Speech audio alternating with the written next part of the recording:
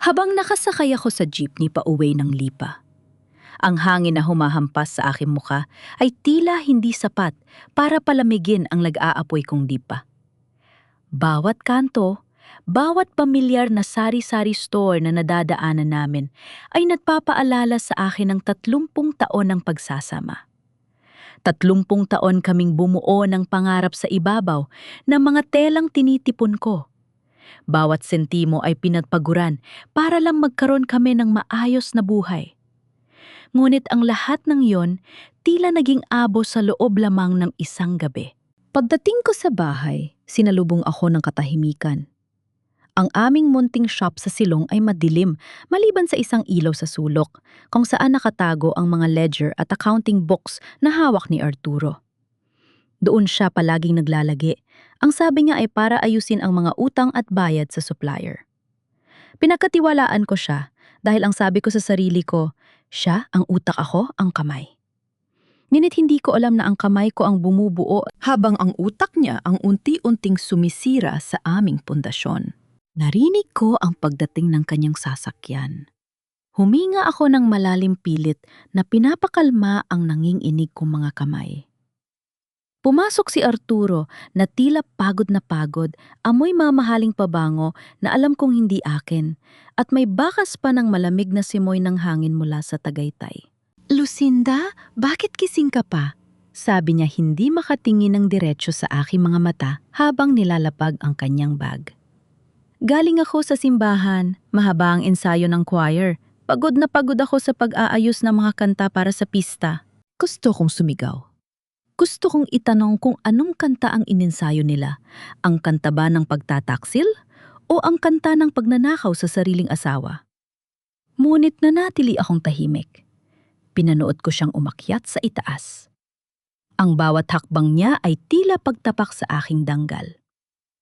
Nung masiguro kong mahimbing na ang kanyang tulog, dahan-dahan akong bumaba sa shop. Kinuha ko ang susi na nakatago sa ilalim ng lumang makina ng pananahi. Binuksan ko ang drawer ni Arturo. Doon sa ilalim ng mga resibo ng kuryente at tubig, nakita ko ang isang makapal na folder na may tatak na V Collections. Ang pangalan ni Victoria ay nakasulat sa bawat pahina. Ang babaeng akala ko ay kliyente lang. Ngunit ngayon ay alam ko nang siya ang magnanakaw ng aking buhay. Habang binubuklat ko ang mga dokumento, mas lalong sumasakit ang bawat hibla ng aking puso. Hindi lang pala mga disenyo ang kinuha niya. Nakita ko ang mga bank transfers, libo-libong piso na galing sa kinita ng aming tiyam, may ang inilipat sa account ni Victoria. Pero hindi yon ang pinakamasakit. Nang marating ko ang huling bahagi ng folder, may isang pirasong papel na nagpatigil sa mundo ko. Isang deed of mortgage o kasunduan ng pagsasangla. Ang pirma ni Arturo ay nandoon, malaki at malenaw. At ang collateral, ang lumang bahay sa tapat ng simbahan, ang bahay kung saan kasalukuyang nakatira ang aking ina na may sakit. Napahawak ako sa aking bibig para pigilin ang isang malakas na hikbi. Diyos ko, Arturo. Hindi lang ang tiwala ko ang kinuha mo, pati ang bubong na nagbibigay proteksyon sa nanay ko, itinaya mo para lang sa luho ng kabit mo. Isang tunog ng yabag mula sa hagdan ang bumasag sa katahimikan. Mabilis kong isinara ang drawer at pinatay ang ilaw habang ang puso ko ay tumitibok ng mabilis, kasing bilis ng mga karayong ng aking makina. "Lucinda, anong ginagawa mo dyan sa dilim?" Ang boses ni Arturo ay galing sa likuran ko, malamig at puno ng paghihinala. Dahan-dahan akong humarap sa kanya, hawak ang isang gunting sa aking kanang kamay, hindi para saktan siya, kundi para ipaalala sa sarili ko na kaya kong putulin ang anumang taling nag-uugnay sa amin. "Naghahanap lang ako ng sinulid, Arturo," sabi ko nang may boses na kasing talim ng aking gunting. "Dahil marami akong kailangang tahiin at marami rin akong kailangang putulin." Tinitigan niya ako nang matagal, ang kanyang mga mata ay tila nagbabanta. Ngunit bago pa siya makapagsalita, tumunog ang kanyang cellphone sa ibabaw ng mesa. Isang notification ang lumabas sa screen, isang message mula kay Victoria na hindi niya inaasahang mababasa ko sa sandaling yon. Sweetheart, ready na ang lahat para sa auction bukas. Siguraduhin mong hindi malalaman ng asawa mo na pati ang titulo ng lupa ay nasa kamay ko na. Ang buong akala ni Arturo ay natutulog pa ako nang umalis siya kinaumagahan.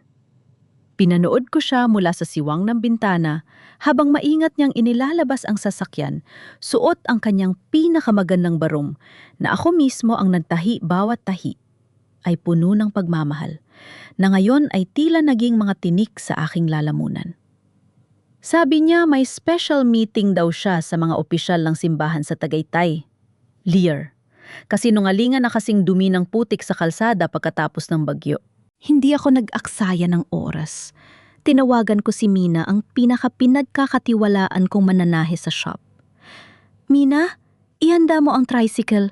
Susundan natin ang asawa ko. Ang biyahe pa Tagaytay ay puno ng panalangin, hindi para sa kaligtasan, kundi para sa lakas ng loob. Habang papalapit kami sa isang mamahaling restaurant na overlooking sa Taal Volcano, nakita ko ang sasakyan ni Arturo na nakaparada sa tapat ng isang pribadong villa. Doon sa ilalim ng mga bulaklak ng bougainvillea, nakita ko silang dalawa. Si Victoria ay nakasuot ng isang eleganteng puting dress, isang disenyo na kinuha mula sa aking sketchbook na nawala noong nakaraang buwan. Pero hindi ang damit ang nagpatigil sa tibok ng puso ko. Sa gitna ng kanyang dibdib, kumikinang ang isang antigo at gintong brooch. Nanginig ang buong katawan ko. Yon ang brooch ni nanay. Ang tanging alaala na iniwan sa akin ng aking yumaong ina bago siya tuluyang makalimot dahil sa kanyang sakit. Sabi ni Arturo na wala raw ito noong huling nilinis ang bahay. Ibinigay niya ang mana ko sa kanyang kabit. Ayok ka, Arturo. Bulong ko ang mga luha ay nababadyang pumatak pero pinigilan ko. Hindi rito. Hindi sa harap nila. Lumapit ako ng sapat para marinig ang kanilang usapan. Hindi sila nag-uusap tungkol sa pag-ibig. Nag-uusap sila tungkol sa negosyo. Don't worry, Victoria, sabi ni Arturo habang hinahaplos ang kamay ng babae. Lucinda is just a seamstress. She doesn't have the brains to run a brand. Akala niya sapat na ang marunong kang manahi. In the eyes of the law, the brand Arturo and Victoria is ours. I signed all the papers. Wala siya magagawa. Kundi ang sumunod sa atin, kung ayaw niyang mabulok sa kalsada ang nanay niya. Tumawa si Victoria, isang tunog na kasing talim ng basag na kristal. Poor Lucinda, she's too conservative. Hindi niya alam na sa panahong ito, ang papel ang mas matimbang kaysa sa pagod. Hindi ko na napigilan ang sarili ko. Lumabas ako mula sa pinagtataguan ko. Ang bawat hakbang ko sa semento ay tila tunog ng hatol ng kamatayan para sa aming pagsasama. Napatayo si Arturo na mumutla ang mukha na tila nakakita ng multo. Lucinda, anong ginagawa mo rito? Tumingin ako ng diretso sa mga mata ni Victoria, pagkatapos ay sa brooch na suot niya. Ang ganda ng brooch mo, Victoria.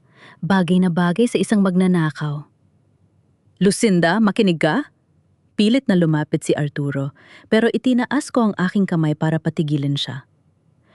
Wala na akong pakikinggan, Arturo. Nakita ko na ang lahat. Ang mga bank transfer ang pagsasangla sa bahay ni nanay at ang pagkakanulo mo sa bawat disenyo na pinagpuyatan ko habang ikaw ay nagpapakasasa sa pera ng shop. Imbes na humingi ng tawad, biglang nadbago ang anyo ni Arturo. Ang kanyang takot ay napalitan ng isang mapang-uyam na ngiti. Ang kanyang maskara bilang mabuting asawa ay tuluyan ng nalaglag. Sige, alam mo na, ano ngayon? Hamon niya habang inaayos ang kanyang barong. Gusto mo bang magdemanda? Sige, subukan mo. Lahat ng kontrata sa Tiangge at sa mga supplier, pangalan ko ang nakalagay. Ang Lucinda's Bridal ay legal na pag-aari ko na ngayon sa ilalim ng bagong korporasyon. Kung gagawa ka ng ingay, idedemanda kita ng intellectual property infringement. I can take away everything from you, Lucinda. Isang pirma ko lang, mawawala ng trabaho ang lahat ng mananahi mo at mapapalayas ang nanay mo sa bahay niya sa loob ng 24 oras. Tumingin siya kay Victoria at muling gumaling sa akin. Umuwi ka na, magluto ka na lang ng hapunan at kalimutan mo ang nakita mo. Baka sakaling payagan pa kitang manatili bilang head seamstress namin. Yun lang naman ang kaya mong gawin, di ba? Ang manahi. Naramdaman ko ang init ng dugo sa aking mga pisingi. Ang bawat salita niya ay tila sinusubukang burahin ang pagkatao ko. Pero sa gitna ng sakit, may isang bagay na nabuhay sa loob ko. Isang determinasyon na hindi ko akalaing meron ako. Hindi ako sumagot. Kinuha ko ang aking cellphone at tiningnan ang screen. Kanina pa pala naka-record ang lahat. Hindi lang ako marunong manahi, Arturo. Sabi ko nang mahinahon ang boses ko ay hindi na naninginig. Marunong din ako magputo ng mga maduming hibla. At na yan palang sinasabi ko sa'yo? Ang telang binuo mo gamit ang kasinungalingan. Unti-unti ko nang hiilahin ang dulo ng sinulid hanggang sa matanggal ang lahat. Tumalikod ako at naglakad palayo, rinig ko ang galit na tawag ni Arturo sa pangalan ko, pero hindi ako lumingon. Pagpasok ko sa tricycle ni Mina, ang tanging nasabi ko lang ay, "Mina, dalhin mo ako sa abogado," na yun din. Ang bawat salita ni Ate Mateo ay tila mga hollow blocks na isa-isang itinatambak sa ibabaw ng aking dibdib. Hirap akong huminga. Sa loob ng maliit at amoy lumang papel na opisina ng abogado, naramdaman ko ang tunay na lamig ng katotohanan. "Lucinda, hindi ko gustong saktan ka pero kailangang malaman mo ang totoo," sabi ni Ate Mateo habang inaayos ang kanyang salamin. "The power of attorney you signed 5 years ago, it gave Arturo the full right to manage, sell, or mortgage any property under your name. Legal ang pagkakasanglan ng bahay ng nanay mo. At dahil hindi nababayaran ang interes buwan-buwan, malapit na itong ma-foreclose ng bangko." Napahawak ako sa lamesa. "Pero ati, para sa renovation ng shop ang sabi niya kaya ko nilagdan yun. Tiwala ako sa kanya dahil asawa ko siya. 30 taon ati. 30 taon kaming magkasama sa hirap at ginhawa." Umiling lang ang abogado. "Sa batas, Lucinda, hindi sapat ang tiwala. Ang kailangan ay dokumento, at sa ngayon lahat ng dokumento ay pabor sa kanya." Lumabas ako ng opisina na tila isang anino. Imbes na umuwi sa aming bahay ni Arturo, nagpahatid ako kay Mina sa lumang bahay sa tapat ng simbahan. Ang bahay na pinaghirapan ng mga magulang ko, ang tanging mana na ititira ko sana para sa katahimikan ng huling mga araw ni nanay. Pagpasok ko, naamoy ko agad ang pamilyar na bango ng liniment at tuyong sampagwita. Nakita ko si nanay, si Aling Nena, 80 taon na at halos hindi na makalakad, nakaupo sa kanyang tinitingalang tumba-tumba habang nakatingin sa labas ng bintana. "Lucinda, anak, bakit napadalaw ka? Nasaan si Arturo?" Tanong niya, ang boses ay mahina at nanginginig. Numiti siya sa akin. Iyong meeting, walang kamuang-muang sa panganib na nagbabantas sa kanyang bubong. Lumapit ako at nagmano. Pagdampi ng noko sa kanyang tuyong kamay, hindi ko na napigilan.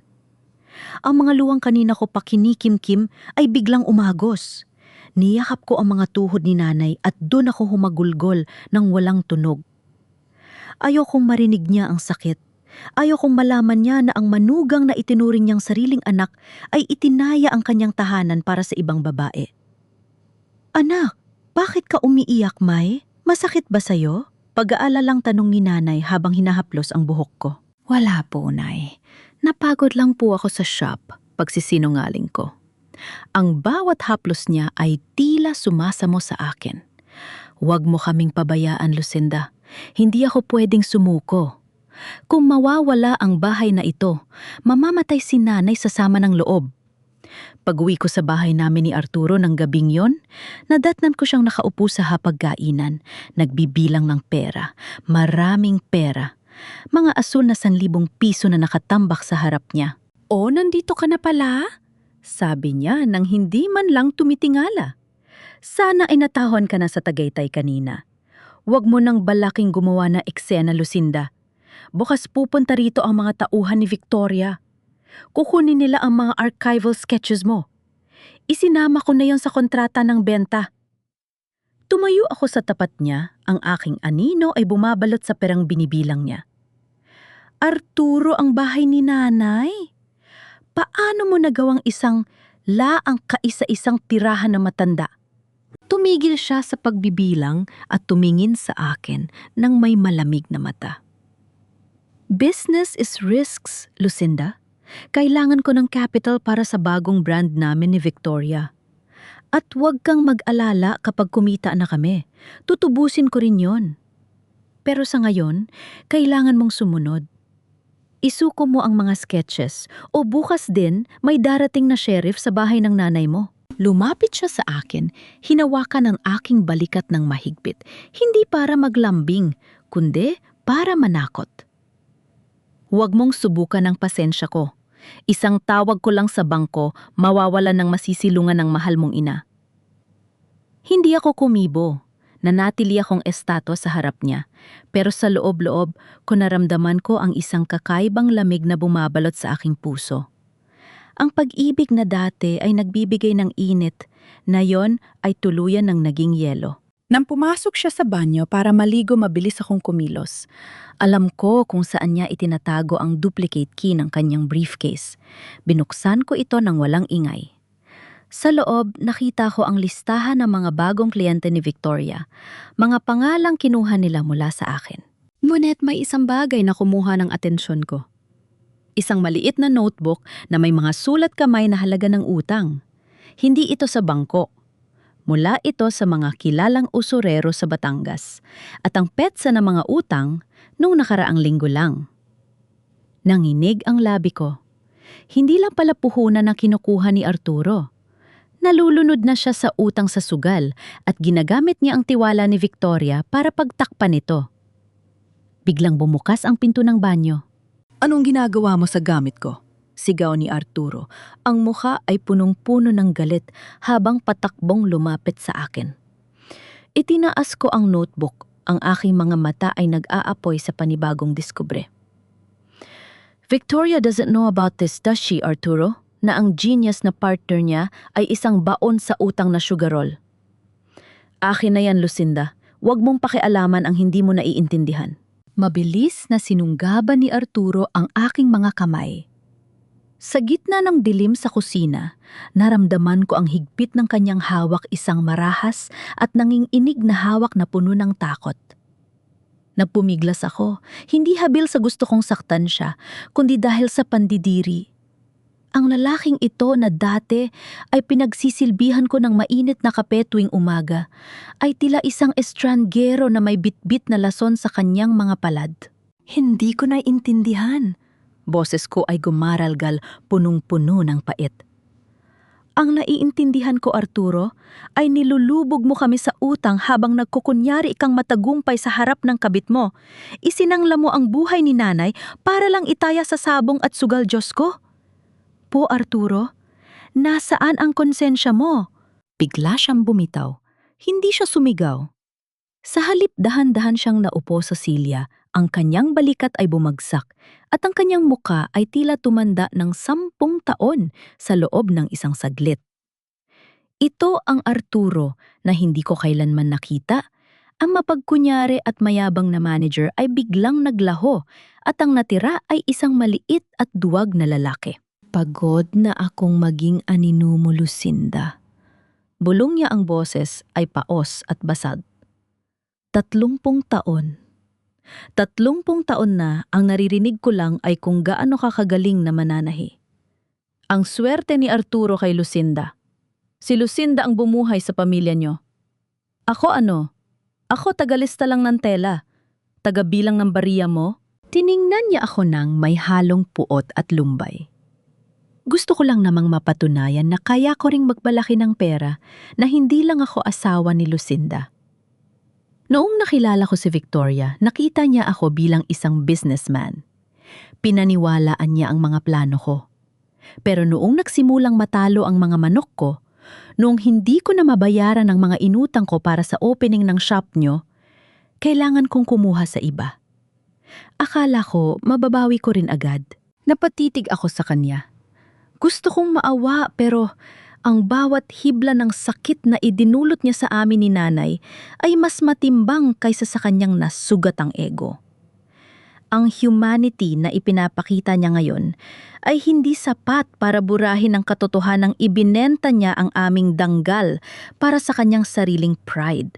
So ginamit mo ang talento ko, ang mga disenyo ko, at ang bahay ni nanay para lang patunayan na lalaki ka.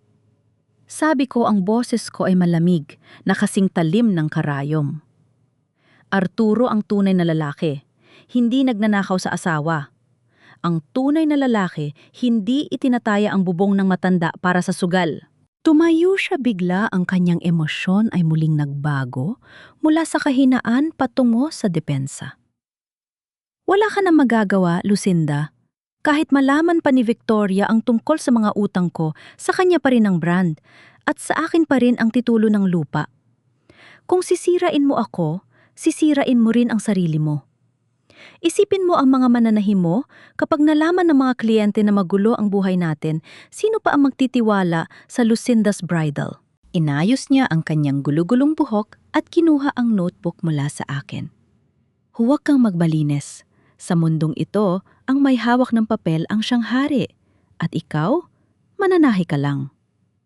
Lumakad siya palabas ng kusina, iniwan akong nakatayo sa gitna ng katahimikan na tila baon sa putik. Ngunit bago pa siya makatungo sa hagdan, tumunog ang telepon sa sala. Sa gitna ng hating gabi, ang tunog na yon ay parang isang babala.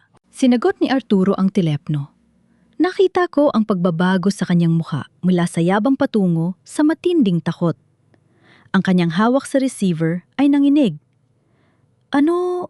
Na yun na, pero wala pang pera. Pakiusap, bigyan niyo pa ako ng 3 araw.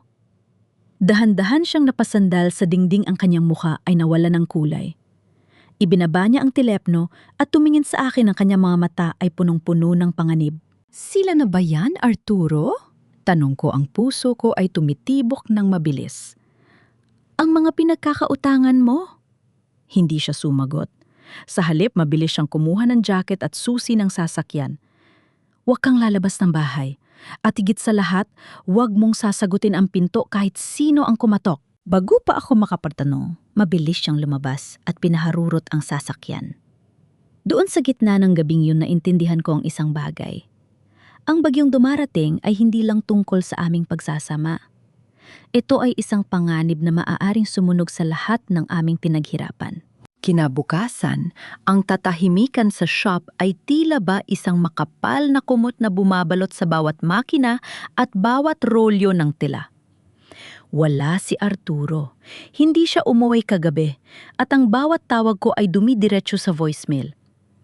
Alam kong tinatakasan niya ang mga anino ng kanyang pagkakamali, ngunit ang mga aninong yon ay naiwan sa akin. Habang inaayos ko ang mga puting lace para sa isang belo, narinig ko ang paghinto ng isang mamahaling sasakyan sa tapat ng tiyangge. Inasahan ko ang mga maniningil lang utang, pero ang bumaba ay isang babaeng hindi ko inasahang papasok sa aking munting kaharian. Si Victoria. Pumasok siya nang may dalang aura ng kapangyarihan. Ang kanyang takong ay tumutunog ng madiin sa sementadong sahig. Tumingin siya sa paligid nang may halong pandidiri at pamilyaridad. So dito pala nagmumula ang mga obra na nagpapasikat sa akin na yon. Sabi niya, ang kanyang boses ay kalmado pero puno ng pang-uuyam. Tumayo ako ng tuwid, hawak ang aking gunting.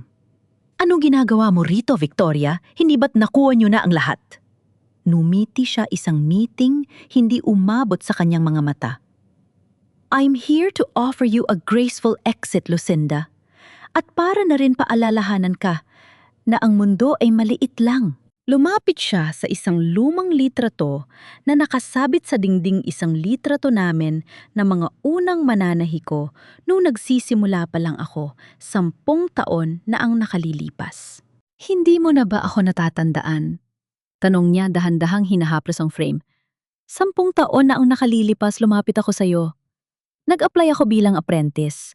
Gutom ako, walang matuluyan at kailangan ko ng trabaho dahil iniwan kami ng tatay ko na walang-wala. Pero tinanggihan mo ako. Sabi mo wala akong puso para sa sining na ito dahil masyado ako nakatutok sa kita. Natigilan ako. Ang batang babaeng yon, ang ambisyosong dalagita na nahuli kong binabago ang mga presyo sa resibo para kumita ng extra. Pinahiya mo ako, Lucinda. Pinalayos mo ako na parang isang magnanakaw sa harap ng lahat. Patuloy niya ang kanyang boses ay bumaba may bakas ng matandang sugat. Simula noon ipinangako ko sa sarili ko na balang araw ang puso na sinasabi mo ang siyang kukuha sa lahat ng meron ka. And look at us now. I have the brand, I have the money, at nasa akin ang asawa mo. Naramdaman ko ang kirot sa aking dibdib hindi dahil sa galit, kundi dahil sa lalim ng kanyang paghihigante. Kinuha mo si Arturo para lang saktan ako? No! Tumawa siya ng mahina. Kinuha ko siya dahil kailangan ko ng access sa mga sketches mo. Pero alam mo ba ang pinakamasakit, Lucinda? Hindi ko kailangang pilitin si Arturo. Siya mismo ang lumapit sa akin. Sabi niya, sawa na siyang maging alila ng isang old-fashioned na asawa. Sabi niya, siya ang tunay na creative genius sa likod ng Lucinda's Bridal at ikaw ay tagatahi lang. Parang gumuho ang kisame ng shop sa ibabaw ko. Tagatahi lang? Yes. In his words, you are just the manual labor. Sabi niya siya ang nagbibigay ng buhay sa mga disenyo at ikaw ay tagasunod lang ng utos. Dagdag ni Victoria habang naglalakad pa kot sa akin. And that's why I'm here. Arturo is drowning in debt. Alam ko ang tungkol sa mga utang niya sa sugal. He's useless to me now, pero ikaw, kailangan ko ang mga kamay mo.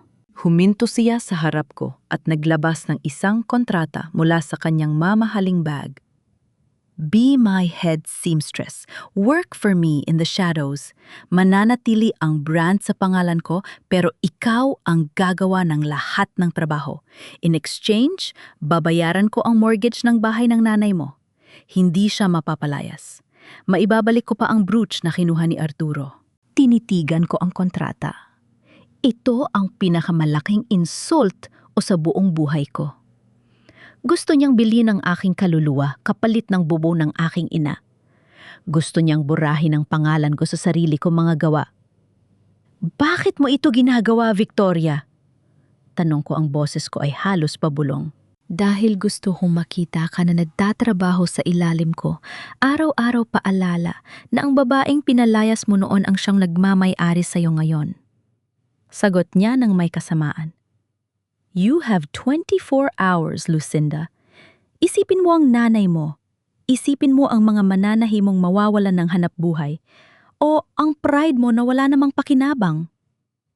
Naglakad siya palabas, iniwan ang amoy ng kanyang pabango na tila lason sa hangin.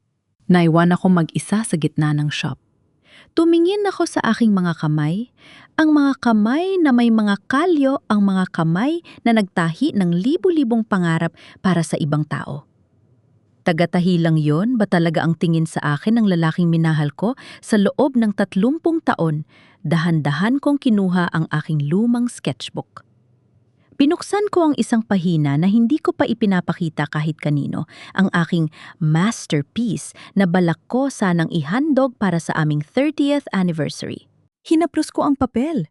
Hindi ako tagatahi lang, Arturo, bulong ko sa hangin, habang ang isang luha ay pumatak sa sketch. At ikaw, Victoria, nagkamali ka ng kinalaban.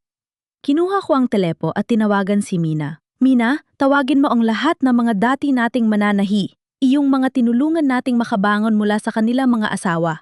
Sabihin mo sa kanila, kailangan ko ang kanilang mga kamay. May kailangan tayong tapusin.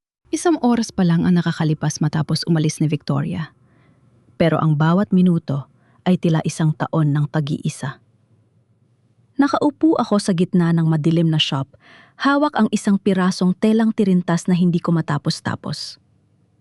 Sa labas, nagsimulang pumatak ang ulan, ang tunog nito sa bubong ay tila mga luhang hindi ko mailabas. Narinig ko ang mahihinang katok sa pinto. Akala ko ay bumalik si Arturo para humingi ng tawad o si Victoria para lalo akong tapakan. Pero nang buksan ko ang pinto, hindi galit ang sumalubong sa akin, kundi ang mga muka ng 7 babae na may bitbit na mga balot ng pagkain at kani-kanilang sewing kits. Sina Mina, Tess, Maribel, at ang iba pa mga mananahi ko na tinulungan ko makabangon nung iniwan sila ng kanilang mga asawa nung wala silang maipakain sa kanilang mga anak. Nay, Lucinda? Tawag ni Mina, ang boses niya ay puno ng pag-aalala. Nabalitaan po namin ang mangyari sa Tagaytay. Hindi po kami makakatiis na makita kayong mag-isa rito. Pumasok sila ng walang paalam. Tila alam nila na ang katahimikan ng shop na ito ay unti-unti na akong kinakain. Inilapag nilang pagkain sa lamesa, mga simpleng panset at tinapay mula sa palengke. Pero para sa akin, yon ang pinakamarang yang handaan sa buong mundo. Nay, huwag kayong makikinig sa sinasabi ng Arturo na yon, sabi ni Tess habang hinahaplos ang aking balikat. Kung hindi dahil sa inyo, nasa kalsada na kaming mag-iina. Kayo ang nagturo sa amin na ang hawak nating karayom ay hindi lang para sa tela, kundi para itahi ang sarili nating danggal. Napayuko ako. Pero kinuha na nilang lahat, Tess. Ang brand, ang mga sketches, pati ang bahay ni nanay nakasangla. Sabi ni Arturo, taga-tahi lang daw ako. Nawala akong utak para sa negosyo. Tumayo si Maribel, ang pinakatahimik sa kanila, at hinawakan ang aking mga kamay na puno ng kalyo. Tingnan niyo ang mga kamay niyo, Nay. Ang mga kalyong ito ang nagpatapos sa mga anak namin sa kolehiyo. Ang mga kamay na ito ang bumuo ng mga pangarap ng mga bride na umiiyak sa tuwa kapag suot ang gawa niyo. Kung taga-tahi lang tayo sa tingin nila, ipakita natin sa kanila kung ano ang kayang gawin ng mga taga-tahi kapag nagsama-sama. Doon na bumigay ang huli kong depensa. Umiyak ako, hindi dahil sa kawalan ng pag-asa, kundi dahil sa pag-ibig na ibinabalik sa akin ng mga babaeng ito. Ito ang utang na loob na hindi nababayaran ng pera. Ito ang pamilya na binuo ko sa labas ng aking sariling tahanan. Pinunasan ko ang aking mga mata at tumingin sa kanila. May 14 na araw pa bago ang Batangas Bridal Fair. Yun ang gabi na ilulunsad ni Victoria ang kanyang masterpiece gamit ang mga nakaw na sketch ko. Kinuha ko ang aking lumang notebook na itinago ko sa ilalim ng altar. Pero may isang disenyo rito na hindi nila nakita. Isang disenyo na hango sa tradisyon ng Batangas, ang kanlungan ng ina. Gawa ito sa pinagsama-samang tira-tirang tela bordado ng bawat kwento ng paghihirap at tagumpay natin. Naigagawin natin yan, tanong ni Mina nang may kislap sa mga mata. Gagawin natin, sagot ko nang may determinasyon. Hahatiin natin ang trabaho. Hindi tayo matutulog. Gagamit tayo ng mga lumang teknik na hindi kayang gayahin ng mga makina ni Victoria. Ipakita natin sa kanila na ang tunay na galing ay wala sa pirma sa papel, kundi na sa bawat hibla ng pagmamahal na itinatahi natin. Nagsimula kaming kumilos. Ang tunay na tunog ng mga makina ay muling umalingaw sa shop, mas malakas at mas masigla kaysa dati. Habang nagtatrabaho kami, nakita ko si nanay sa itaas, nakadungo sa hagdan at nakangiti sa amin. Para bang sinasabi niya na hanggat may mga kasama ako, hindi kailanman magigiba ang aming tahanan. Pero sa gitna ng aming pagpupuyat isang gabi, biglang dumating ang isang puting sobre sa ilalim ng pinto. Isang notice of foreclosure mula sa bangko. At may kasama itong sulat kamay na maikling mensahe mula kay Arturo. Last chance, Lucinda. Sign the contract with Victoria tomorrow or I will let the bulldozer destroy your mother's house by the weekend. Don't be a hero. You're losing. Napatigil ang lahat sa pagtahi. Tumingin sila sa akin, naghihintay ng desisyon. Ang orasan ay tumitibok, hindi lang para sa fashion show, kundi para sa kaligtasan ng aking ina. Hawak ko ang sobreng puti habang tinitingnan ang mahimbing na tulog ni nanay. Ang bawat kulubot sa kanyang mukha ay tila isang guhit ng kasaysayan ng aming pamilya, mga luhang pinunasan, mga tawang pinagsaluhan, at ang bubong na ito na naging saksi sa lahat. Kung pipirmahan ko ang kontrata ni Victoria, maililigtas ko ang bahay, pero papatayin ko ang sarili kong kaluluwa. Minabantayan mo si nanay. Bilin ko sa aking tauhan. Pupunta ako kay Victoria. Hindi para sumuko, kundi para tapusin ang dapat tapusin. Pagdating ko sa opisina ni Victoria sa isang modernong gusali sa Batangas City, sinalubong ako ng lamig ng aircon na tila nagyelo sa aking balat. Nakaupo siya sa kanyang malawak na mesa, tinitingnan ang mga sample ng tela na halatang galing sa aking shop. Nandito ka na pala, Lucinda.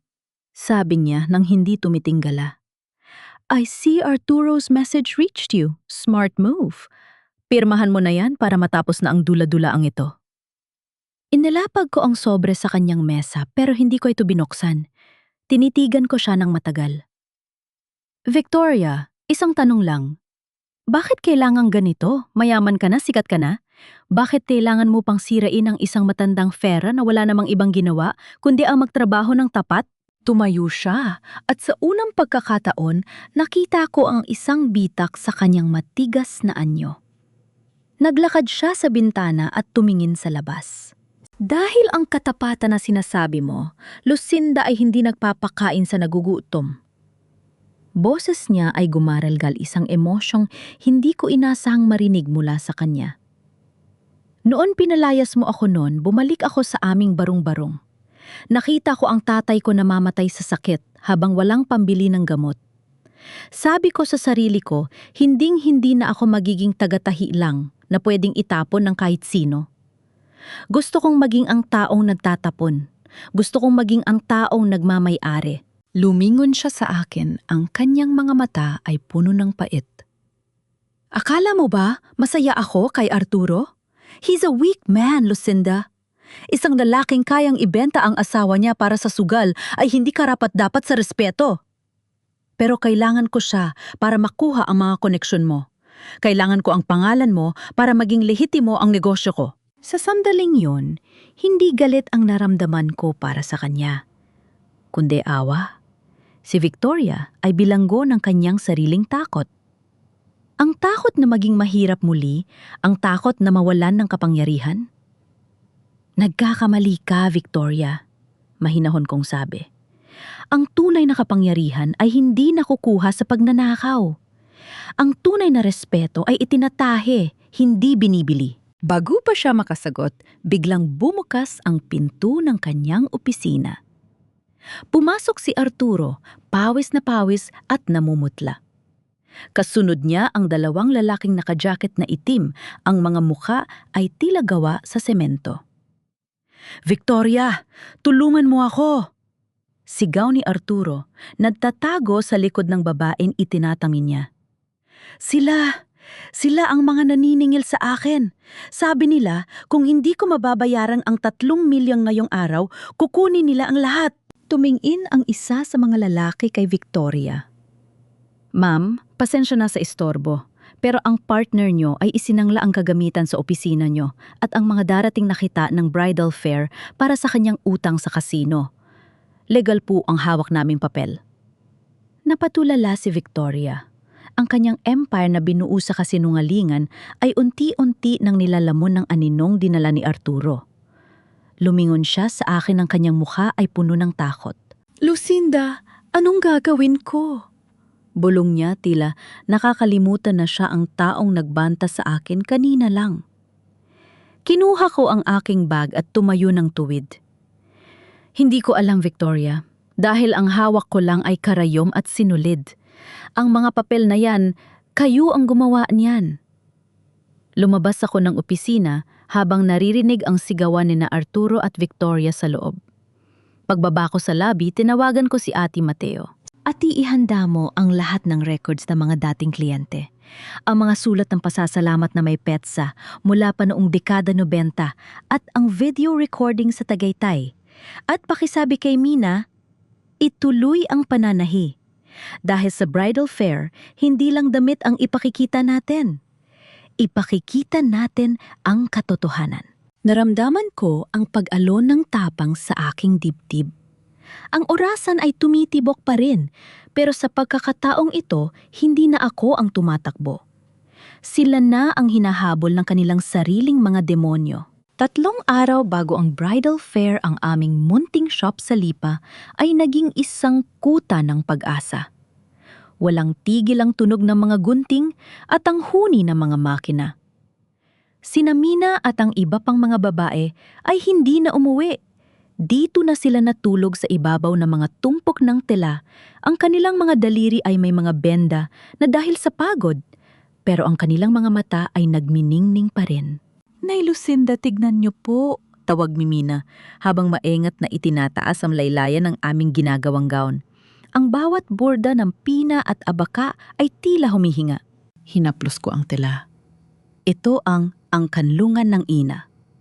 Hindi ito isang simpleng damit pangkasal. Ito ay isang dasal.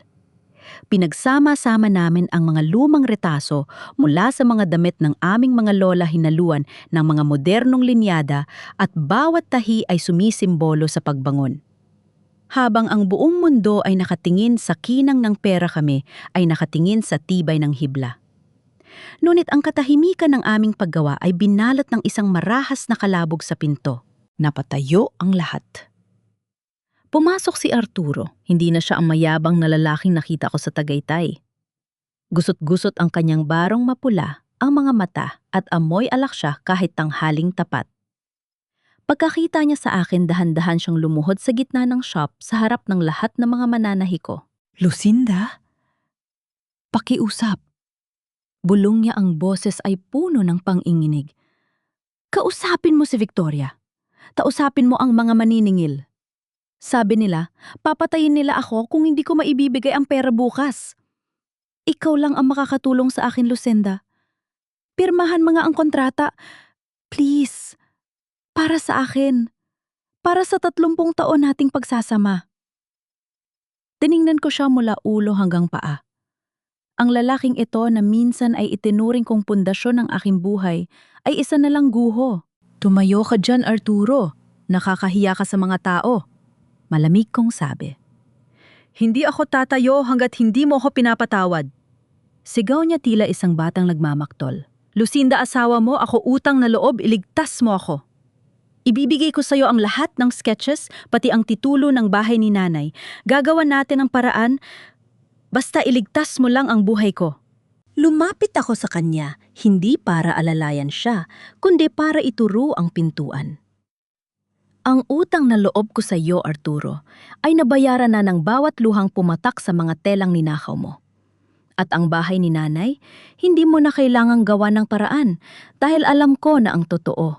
Kinuha ko ang isang dokumento mula sa aking bulsa, isang sulat mula sa bangko na nakuha ko sa tulong ni Ate Mateo. Hindi mo sinabi sa akin na ang mortgage ay hindi pa pala naaprubahan dahil sa mga peking dokumento na isinumate mo. You forged my signature, Arturo.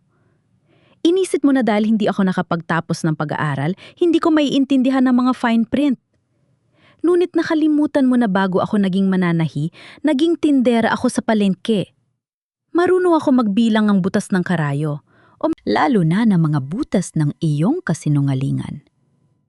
Namutla si Arturo. Ang kanyang huling alas ay naging abo sa kanyang harap. Umalis ka na, Arturo, sabi ni Mina habang hawak ang isang mahabang gunting. Hindi ka na kailangan dito. Ang master ng bahay na ito ay si Nay Lucinda, hindi ang isang magnanakaw na tulad mo.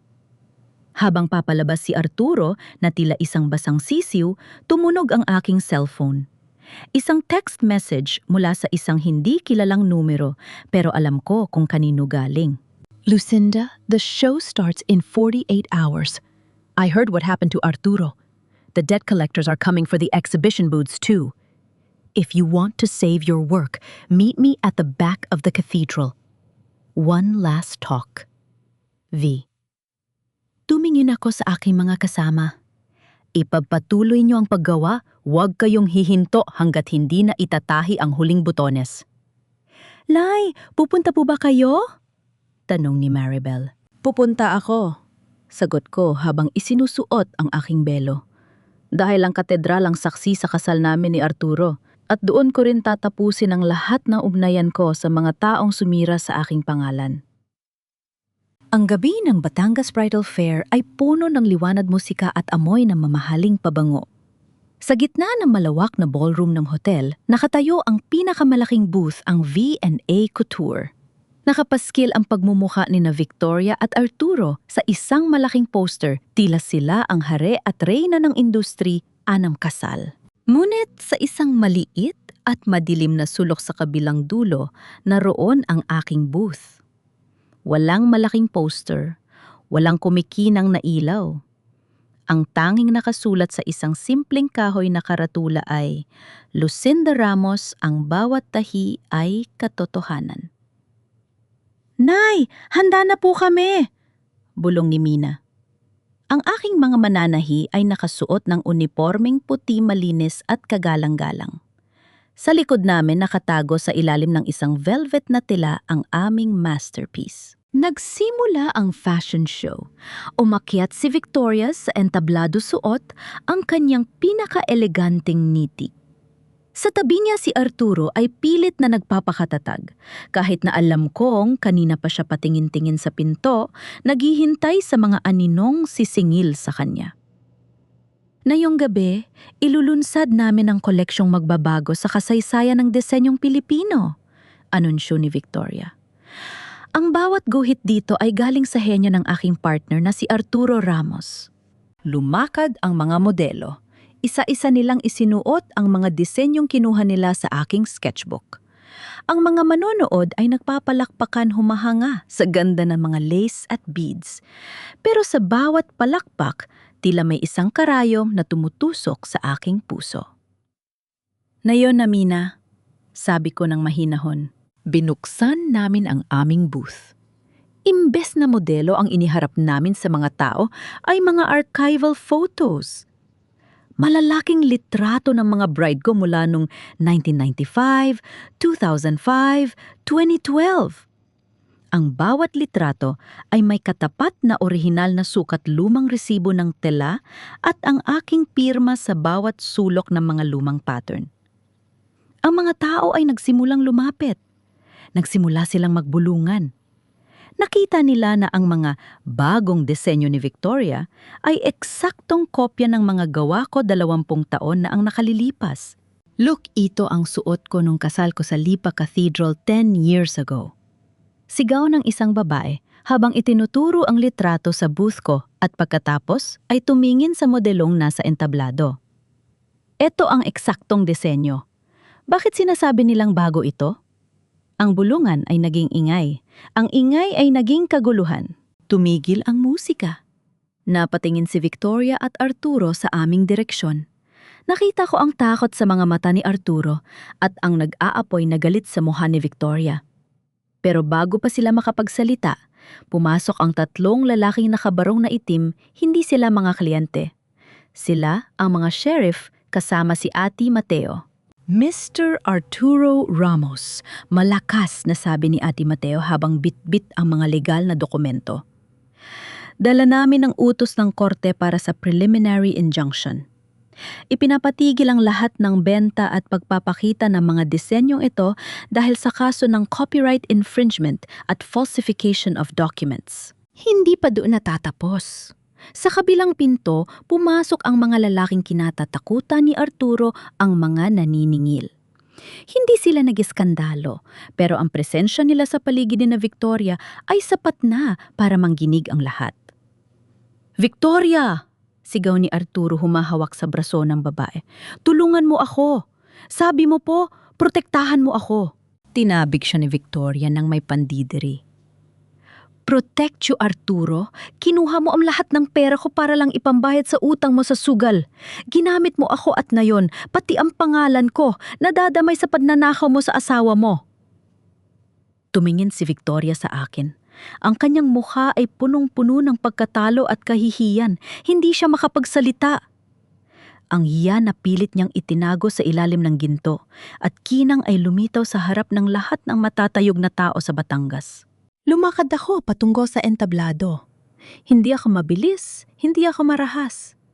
Ang bawat hakbang ko ay puno ng bigat ng aking 30 taon na paggawa. Huminto ako sa harap nilang dalawa. Arturo, tawag ko sa kanyang pangalan. Sabi mo taga-tahi lang ako.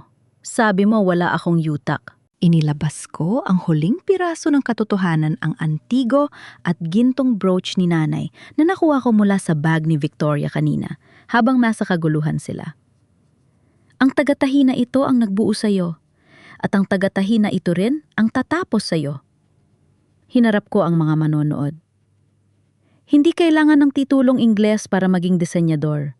Ang kailangan ay puso na hindi nagnanakaw at kamay na marunong magpahalaga sa bawat hibla ng pagkatao ng iba.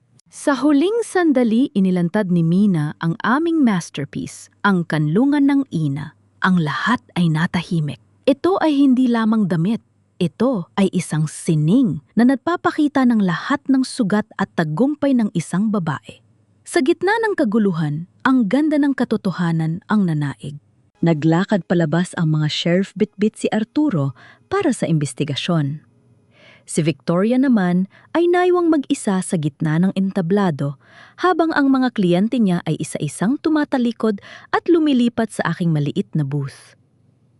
Tumingin ako sa itaas sa kisame ng malawak na ballroom at bumulong, "Nanay, ligtas na ang bahay natin! Ligtas na ang pangalan ko!" Pagkatapos ng malaking bagyo sa bridal fair ang katahimikan sa aming shop sa Lipa ay hindi na nakakabini. Iba na ang pakiramdam. Parang isang silid na matagal na nakasara ang mga binta at sa wakas ay pinasok na ng sariwang hangin at liwanag ng araw. Isang linggo matapos ang eskandalo, bumalik ako sa munisipyo para pirmahan ang huling mga dokumento ng aming annulment ni Arturo. Kasabay nito ang pag-urong ko sa ilang sibil na kaso laban sa kanya kapalit ng pagpirma niya sa isang quitclaim, isang papel na nagsasabing wala na siyang anumang karapatan sa tiyang, geng ito sa bahay ni nanay at sa bawat sinulid na pag-aari ko. Dinalo ko siya sa kulungan bago ang kanyang hearing. Nakaupo siya sa likod ng rehas, wala na ang mamahaling barong, wala na ang hambog na aura. Ang natira ay isang matandang lalaki na tila nawala ng direksyon sa buhay. "Lucinda, patawarin mo ako," bulong niya habang nakahawak sa bakal. "Iniwan ako ni Victoria. Sinamsam ng mga creditors niya ang lahat ng account ko. Wala akong matuluyan kapag nakalabas ako rito. Pakiusap kahit sa bodega na lang ng shop, hahayaan kitang magtrabaho, hindi na ako manghiimasok." Tiningnan ko siya, hindi nang may galit, kundi nang may malalim na pagtanggap. Arturo, 30 taon kitang pinagsilbihan dahil akala ko tayo ay iisang katawan. Pero tinuro mo sa akin na sa mata mo ako ay isang kasangkapan lang. Ang kapatawaran ay ibinibigay ko na para sa katahimikan ng kaluluwa ko, pero ang tiwala iyon, ang tilang sinunog mo na hindi na kailanman matatahi pa. Tumalikod ako at hindi na lumingon sa kanyang mga pagmamakaawa. Doon ko naintindihan na ang tunay na karma ni Arturo ay hindi ang rehas, kundi ang katotohanan sa huli. Wala siyang sinumang matatakbuhan dahil itinaboy niya ang tanging taong tunay na nagmamahal sa kanya. Si Victoria naman ay tuluyan na nawala sa eksena ng Batangas. Ang kanyang mga investors ay nagsampa ng samut-saring kaso at ang kanyang bahay sa Tagaytay ay na-foreclose din. Balita ko ay bumalik siya sa probinsya nila, malayo sa kinang na pilit niyang ninakaw. Ang kanyang paghihiganti ay naging lason na siya rin ang uminom sa huli. Pagbalik ko sa shop, sinalubong ako ni Mina at ng iba pang mga mananahi. Pero sa pagkakataong ito, may dala silang sorpresa. Isang bagong karatula ang nakasabit sa labas. Ramos Women's Sewing Cooperative. "Nay Lucinda, hindi na lang po ito shop nyo," sabi ni Mina nang may ngiti at luha sa mga mata. "Dahil sa tulong nyo at ni Ate Mateo, binuo po natin ito bilang isang kooperatiba. Lahat tayo ay may-ari, lahat tayo ay may boses." Naramdaman ko ang init sa aking puso. Ito ang aking tunay na legacy. Hindi ang mga disenyong nakita sa runway, kundi ang mga babaeng ito na ngayon ay nakatayo ng tuwid, hindi na natatakot sa bukas. Pumanakyat ako sa itaas at pinuntahan si nanay. Inilabas ko ang gintong brooch at maingat na ikinabit sa kanyang damit.